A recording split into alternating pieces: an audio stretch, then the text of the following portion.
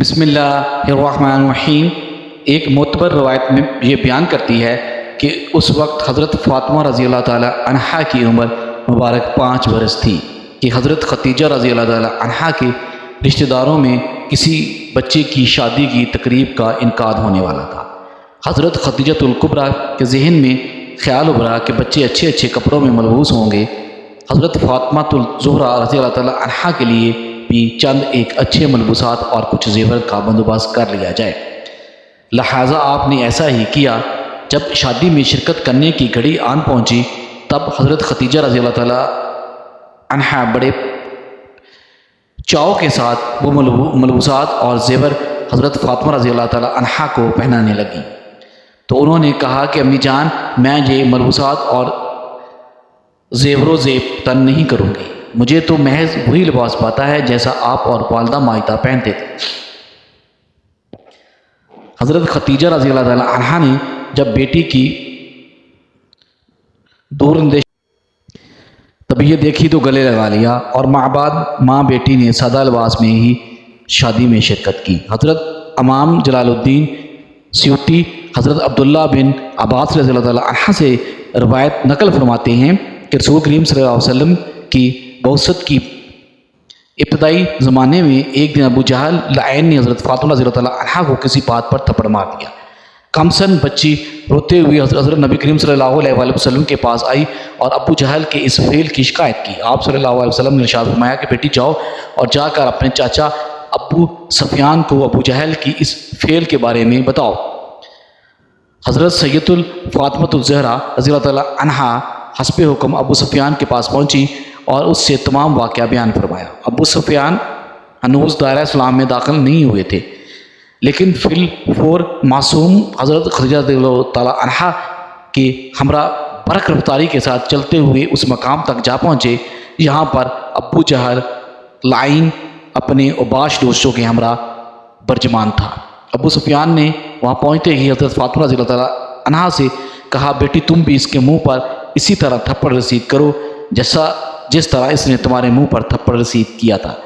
لہٰذا فاطمہ رضی اللہ تعالی عنہا نے اس لعین کے منہ پر اپنے ننھے منھے ہاتھ سے تھپڑ رسید کیا اور گھر آ کر حضرت نبی کریم صلی اللہ علیہ وسلم کو بتایا۔ یہ سن کر آپ صلی اللہ علیہ وسلم نے ارشاد فرمایا، یا اللہ، ابو سفیان نے اسلام قبول فرمایا اور اسلام میں سچے دل سے داخل ہو گئے۔ حضرت فاطمہ رضی اللہ تعالی عنہا کی عمر مبارک اس وقت محض 5 برس تھی، پھر بھلا اس معصوم بچی کے ساتھ یہ ستم کیوں روا رکھا گیا؟ اس کی وجہ یہ تھی کہ اعلان نبوت کے ساتھ ہی ان لوگوں کی نگاہیں تبدیل ہو گئیں۔ وہ شیعت نبی کریم صلی اللہ علیہ وسلم سے قبل آپ صلی اللہ علیہ وسلم کی عظمت کے گیت گاتے نہ تھکتے تھے، اور جب آپ صلی اللہ علیہ وسلم کو صادق اور امین کے لقب سے یاد کرتے تھے، لیکن اب وہی لوگ آپ صلی اللہ علیہ وسلم کی جانی دشمن کا روپ دھار چکے تھے۔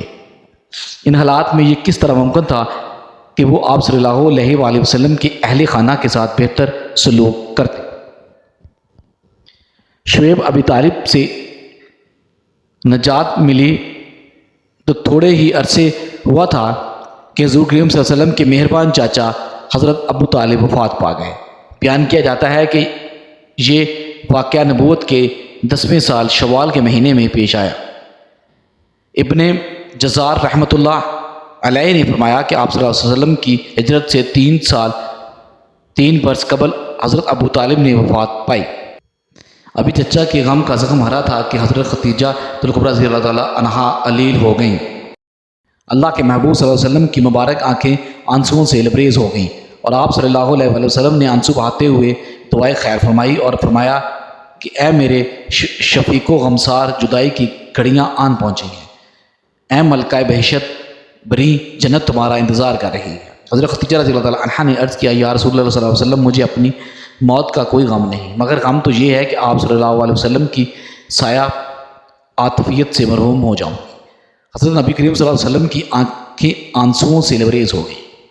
آپ صلی اللہ علیہ وآلہ وسلم نے روتے ہوئے فرمایا، میری رفیق و غمسار، جو بھی کہنا ہو کہو، تمہاری وصیت پر پورا عمل کیا جائے گا۔ حضرت ختیجہ رضی اللہ تعالیٰ عنہ نے عرض کیا کہ یا رسول اللہ صلی اللہ علیہ وسلم، میں اپنے دختران سیدہ زینب، حضرت ام کلثوم اور حضرت رقیہ رضی اللہ تعالیٰ عنہا کی طرف سے مکمل طور پر مطمئن ہوں۔ میں نے ان کی شادیاں اپنی مرضی سے کر دیں اور ہر ایک کو حسب خواہش جہیز وغیرہ دے کر اپنے فرض سے سبکدوش ہو چکی ہوں، لیکن ہنوز میری فاطمہ کی شادی کرنا باقی ہے۔ ان کے حوالے سے پریشانی کا شکار ہوں۔ اس کے باوجود بھی مجھے امید ہے کہ آپ صلی اللہ علیہ وآلہ وسلم اس کے سر پر شفقت کا ہاتھ ضرور رکھیں گے اور اس کی شادی کے امور بذات خود سر انجام دیں گے۔ اور میں درخواست کرتی ہوں آپ صلی اللہ علیہ وسلم سے کہ ان کی شادی کا معاملہ دوسروں کی حوالے نہ کریں، بلکہ ہر معاملے میں خود سرپرستی فرمائیں اور اسے یہ احساس نہ ہونے دیں کہ ان کی ماں دنیا سے رخصت ہو چکی۔ آپ صلی اللہ علیہ وآلہ وسلم حضرت ختیجہ کی درخواست سن کر تڑپ اٹھے اور ماں بعد حضرت سید فاطمہ الزہرا کو بلا کر گود میں بھر کر فرمایا کہ فاطمہ تو میرے جگر کا ٹکڑا ہے، انشاءاللہ آپ کی وصیت پر حروف بحروف عمل کیا جائے گا۔ وصیت کرتے وقت حضرت ختیجہ رضی اللہ تعالیٰ عنہا ہوش و حواس سے عاری ہو چکی تھی۔ حضرت سید فاطمہ الزہرا نے اپنی والدہ ماجدہ کی یہ کیفیت دیکھی تو آنسو بہانے لگی، ماں کے چہرے پر اپنا چہرہ رگڑنے لگی اور اس قدر شدت کے ساتھ رونے لگی کہ آپ صلی اللہ علیہ وسلم بھی پریشانی کا شکار ہونے لگے۔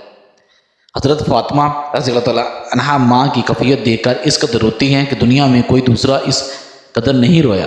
ام المومنین حضرت ختیجہ الکبریٰ کے سینے مبارک پر سر رکھ کر فریاد کر رہی تھی کہ اس دوران حضرت ختیجہ نے آنکھیں کھول دیں، بیٹی کو اپنے ہمراہ لیٹی ہوئی دیکھا تو آپ بھی رونے لگیں اور ساتھ ساتھ بیٹی کو بھی تسلی دینے لگیں۔ ماں بعد حضرت ختیجہ نے آپ صلی اللہ علیہ وآلہ وسلم کی خدمت اقدس میں ایک اور درخواست پیش کی، عرض کیا کہ میری خواہش ہے کہ آپ صلی اللہ علیہ وسلم کچھ دیر میرے بالمقابل ہی تشریف فرما رہے تاکہ میں آخری مرتبہ آپ صلی اللہ علیہ وسلم کی زیارت کو توشہ آخرت بنا سکوں اور آخری مرتبہ نیاز مندانہ سلام الوداع پیش کر سکوں۔ میرے سرتاج آج میں دنیا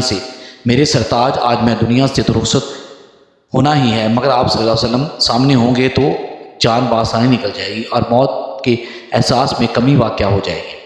میرے سرتاج آپ صلی اللہ علیہ وسلم کی خدمت میں اگرچہ 25 برس ہو گئے، لیکن یوں معلوم ہوتا ہے کہ چند گھڑیاں تھیں۔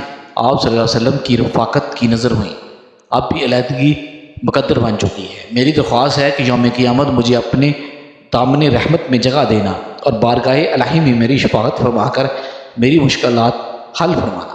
آپ صلی اللہ علیہ وسلم غمسار اور وفاشوار بیوی کی درد بھری گفتگو سماعت فرما رہے تھے اور آنسو بہاتے رہے، اور ماں بعد آپ صلی اللہ علیہ وسلم نے فرمایا، ختیجہ یہ ٹھیک ہے کہ قیامت کا دن بڑا سخت ہے، مگر آپ کے ساتھ تو اللہ تعالیٰ نے ہر قسم کی آسانیوں کا وعدہ کر رکھا ہے۔ آپ کے لیے جنت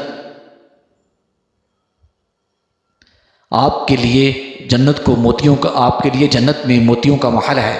میری غمسار آپ کسی بھی قسم کا کوئی غم نہ کرو، آپ جنت میں ہمارے ہمراہ ہوں گے۔ حضرت ختیجہ رضی اللہ عنہا نے بیٹی کو مخاطب کر کے فرمایا، جان مادر، میری ایک خواہش ہے کہ جو آپ والد محترم کے حضور براہ راست پیش کرنے کی ہمت نہیں رکھتی، اور اب میں تمہارے توسط سے پیش کرنے کی خواہاں ہوں۔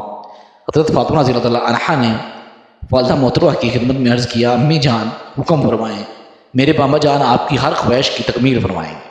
ام المومنین حضرت ختیجہ رضی اللہ تعالیٰ عنہا نے فرمایا، بیٹی مجھے ان سے یہی امید تھی۔ رحمت العالمین صلی اللہ علیہ وسلم کے دربار سے کوئی کیسے خالی ہاتھ جا سکتا ہے؟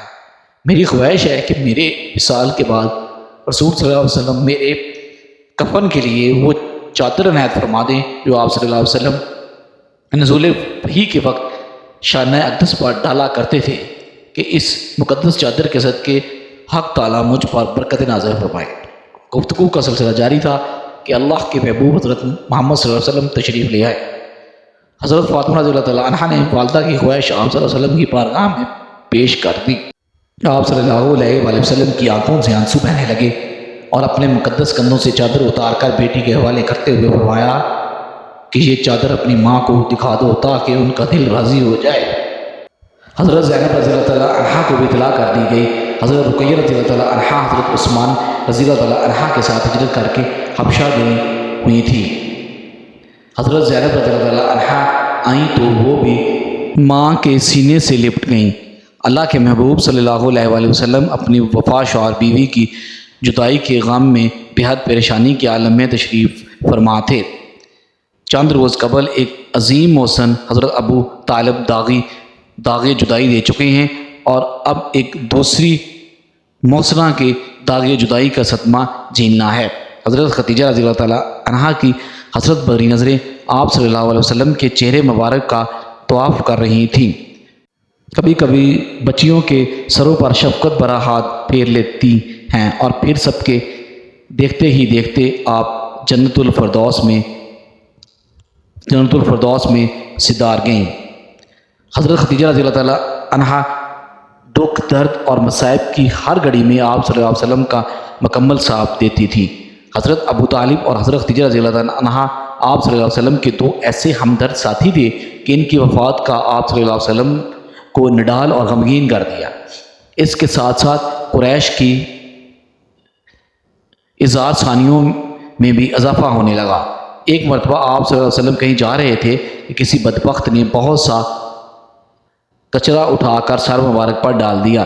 سر مبارک اور ریشے مبارک کے بال کچڑوں میں لت پت ہو گئے اور جسم مبارک کا تمام لباس بھی کچڑ میں لت پت ہو گیا۔ آپ صلی اللہ علیہ وسلم جب اس حالت میں گھر تشریف لائے تو آپ صلی اللہ علیہ وسلم کی لخت جگر حضرت فاطمہ رضی اللہ تعالیٰ عنہا پانی لے کر آئیں اور آپ کا سر مبارک دھوتی جائے اور زاروں قطار روتی جائے۔ اللہ کے محبوب نے غم کی ماری ہوئی بیٹی کے سر پر ہاتھ پھیر کر تسلی دیتے ہوئے فرمایا کہ میری بیٹی نہ رو، کیونکہ تیرے رونے سے میرا دل تڑپ جاتا ہے۔